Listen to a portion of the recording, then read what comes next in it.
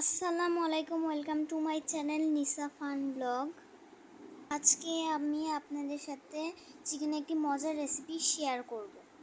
খুব সহজে আপনারা বাসায় বানিয়ে ফেলতে পারবেন। চলুন আমি কিভাবে বানিয়েছি আপনাদের দেখাবো। খাবারটা খেতে খুবই মজা হয়েছে, আমি ট্রাই করে দেখেছি। চলুন রেসিপি দেখে নেওয়া যাক। আমি মাংসগুলোকে ছোট পিস করে ধুয়ে নিয়েছি। তারপর এতে রসুন বাটা, পেঁয়াজ বাটা, আদা বাটা দিয়েছি। তারপর আমি একে একে দিয়েছি জিরার গুঁড়া,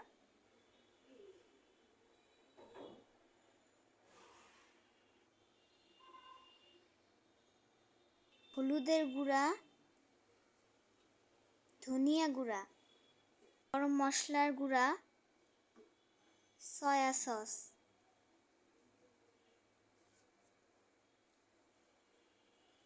এরপর লেবুর রস,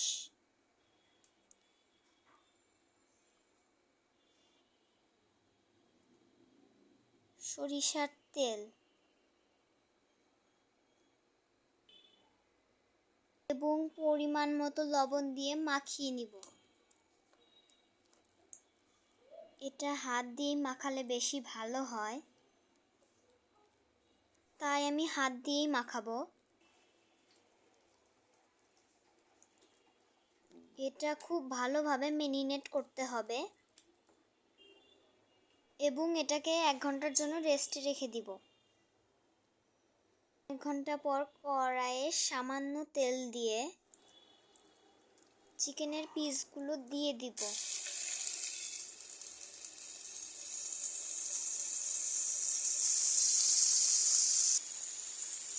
কিছুক্ষণ পর পিসগুলোকে উল্টেও দিতে হবে।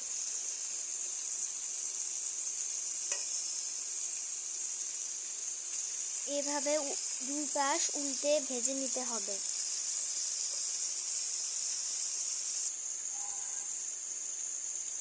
চিকেনটি পোড়া পোড়া করে ভেজে তুলে নিতে হবে।